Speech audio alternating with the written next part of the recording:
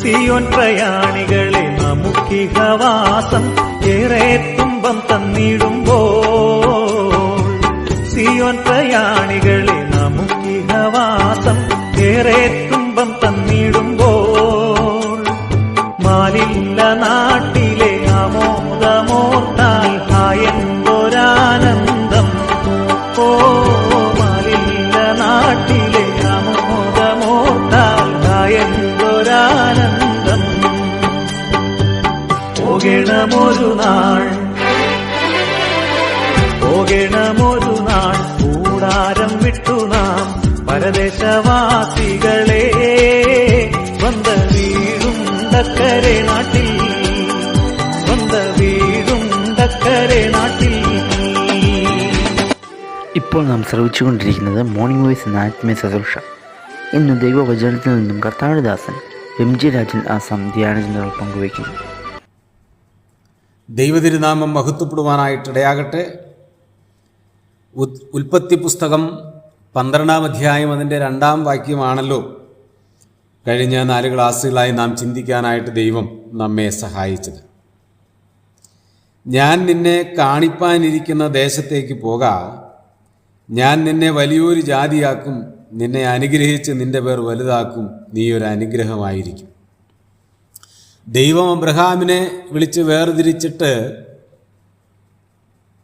അബ്രഹാമിനോട് ദൈവം പറയുന്ന വാക്കുകളാണ് ഞാൻ ഇന്നും നിങ്ങളെ വായിച്ച് കേൾപ്പിച്ചത്. എന്നാൽ ഈ അനുഗ്രഹത്തിൻ്റെ വഴിയിൽ അബ്രഹാമിന് സംഭവിച്ച കാര്യങ്ങൾ എന്തൊക്കെയാണ് എന്നുള്ള 2 കാര്യമാണ് ഇതിനു മുമ്പത്തെ ദിവസങ്ങളിൽ നമ്മൾ ചിന്തിച്ചത്.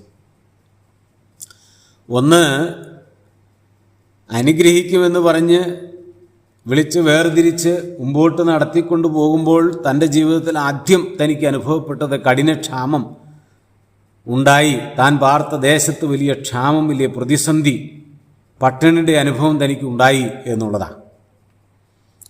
രണ്ടാമത്, താൻ ചെന്ന ദേശത്ത് തനിക്ക് വലിയ പ്രാണഭയമുണ്ടായി എന്നുള്ളതിനെക്കുറിച്ചാണ് ലാസ്റ്റ് ദിവസം നാം ചിന്തിച്ചത്.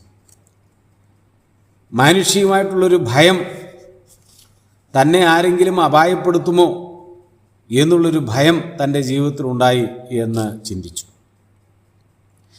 ഇന്ന് 13-ാം അധ്യായം അതിൻ്റെ 11-ാമത്തെ വാക്യം ഞാൻ വായിക്കുമ്പോൾ ദയവായി ശ്രദ്ധിക്കണമേ.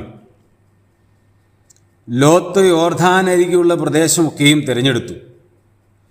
ഇങ്ങനെ ലോത്ത് കിഴക്കോട്ട് യാത്രയായി, അവർ തമ്മിൽ പിരിഞ്ഞു. ലോത്ത് കിഴക്കോട്ട് യാത്രയായി, അവർ തമ്മിൽ പിരിഞ്ഞു. അബ്രഹാമും ലോത്തും തമ്മിൽ പിരിഞ്ഞ കാര്യം ആണ് ഇവിടെ രേഖപ്പെടുത്തിയിരിക്കുന്നത്. അതെന്തുകൊണ്ടാണ് അവർ പിരിയുവാനായിട്ട് ഇടയായത് എന്ന് നമുക്കറിയാം. ദൈവം അബ്രഹാമിനെ അനുഗ്രഹിച്ചു. അബ്രഹാമിനോടൊപ്പം വന്ന ലോത്തിനെയും ദൈവം അനുഗ്രഹിച്ചു.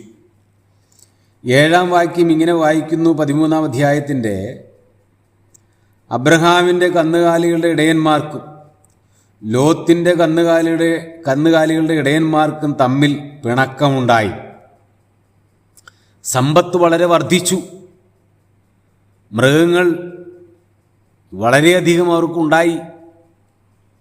അന്ന് മൃഗസമ്പത്താണല്ലോ വലുത്, മൃഗമാണ് സമ്പത്ത്.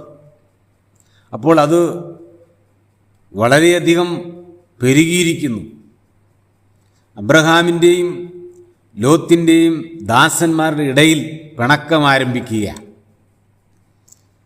അതിൻ്റെ 8-ാം വാക്യത്തിൻ്റെ ഒടുവിൽ അബ്രഹാം പറയുന്നുണ്ട്, നാം തമ്മിൽ സഹോദരന്മാരല്ലോ,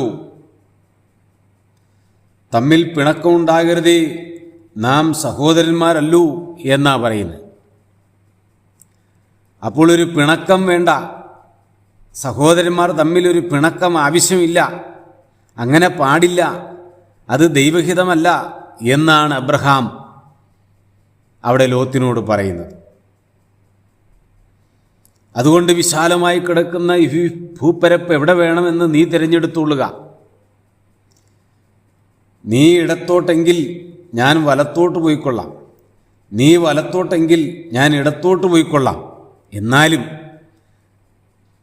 നമ്മുടെ ഇടയിൽ ഒരു പിണക്കം വേണ്ട എന്നാണ് അവിടെ അബ്രഹാം പറയുന്നത്.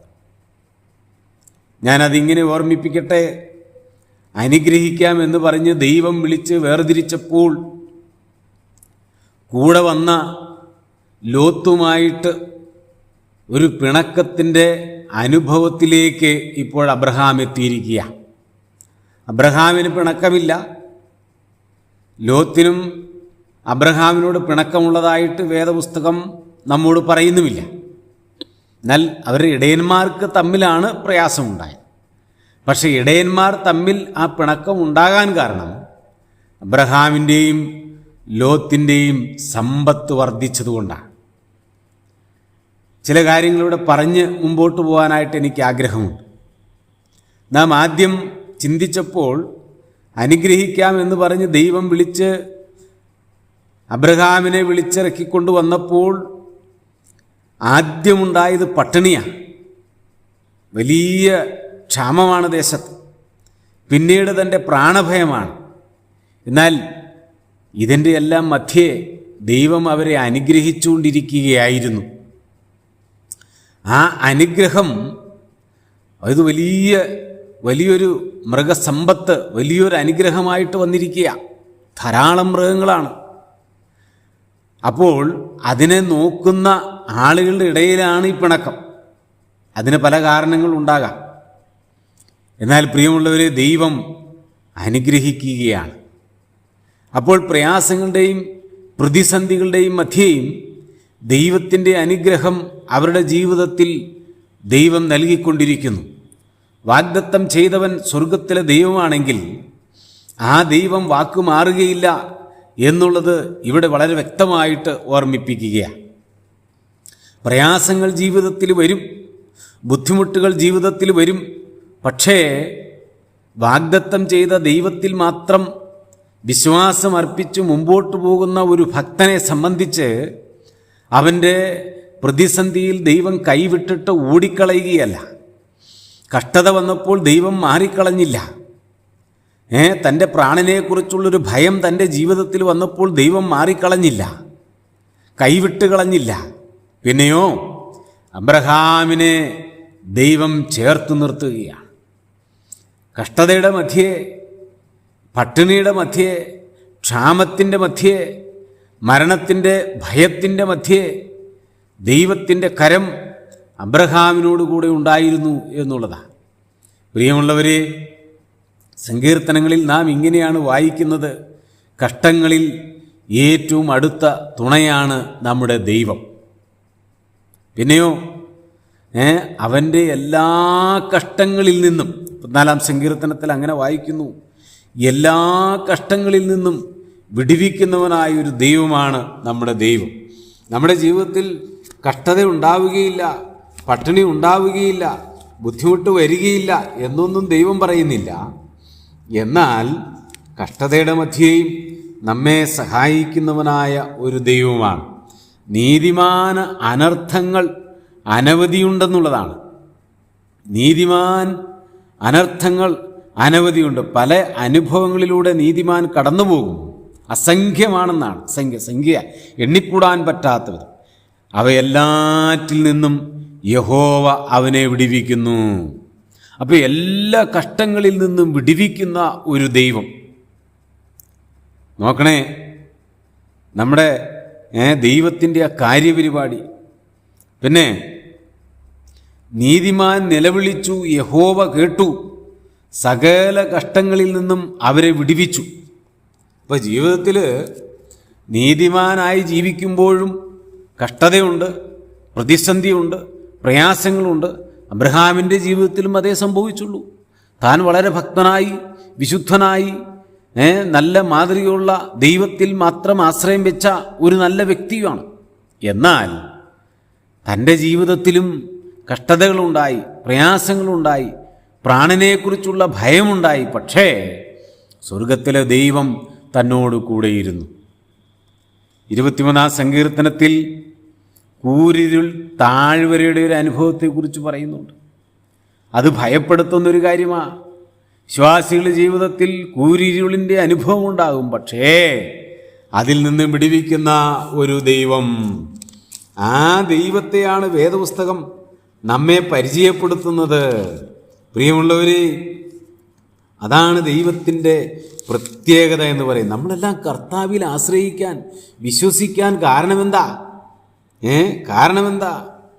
അവിടെ കൂരിരുൾ താഴ്വരയിൽ കൂടി നടന്നാലും ഞാനൊരു അനർത്ഥവും ഭയപ്പെടുകയില്ല, നീ എന്നോടുകൂടെ ഇരിക്കുന്നുവല്ലോ. അപ്പോൾ ജീവിതത്തിൽ കൂരിരുളിൻ്റെ അനുഭവം ഉണ്ടാവും, പക്ഷേ ദൈവം കൂടെയിരിക്കും. സ്തോത്രം!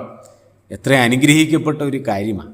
അബ്രഹാമിൻ്റെ ജീവിതത്തിൽ പ്രയാസങ്ങളും പ്രതിസന്ധികളും നടന്ന സന്ദർഭത്തിലും അതിനിടയിലൂടെ അവനെ അനുഗ്രഹിച്ചു കൊണ്ടിരുന്ന ഒരു ദൈവത്തെയാണ് അബ്രഹാം ഇവിടെ ഓർമ്മിപ്പിക്കുന്നത്. പ്രിയമുള്ളവരെ, വിശുദ്ധ വേദപുസ്തകം നമ്മെ വളരെ വ്യക്തമായിട്ട് ഓർമ്മിപ്പിക്കുകയാണ്, ദൈവം വാക്ക് മാറാത്തവനാണ്.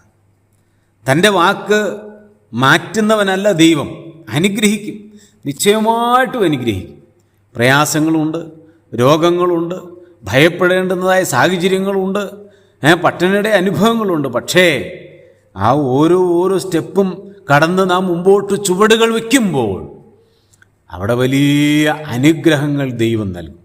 വലിയ അനുഗ്രഹങ്ങൾ ദൈവം നൽകും, അതിന് യാതൊരു സംശയമില്ല.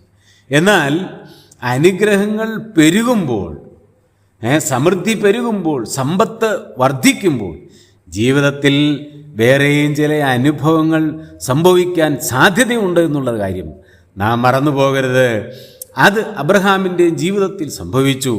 എന്താന്ന് വെച്ച് കഴിഞ്ഞാൽ അവിടെ ഒരു പിണക്കത്തിൻ്റെ ആരംഭം കാണുകയാണ്.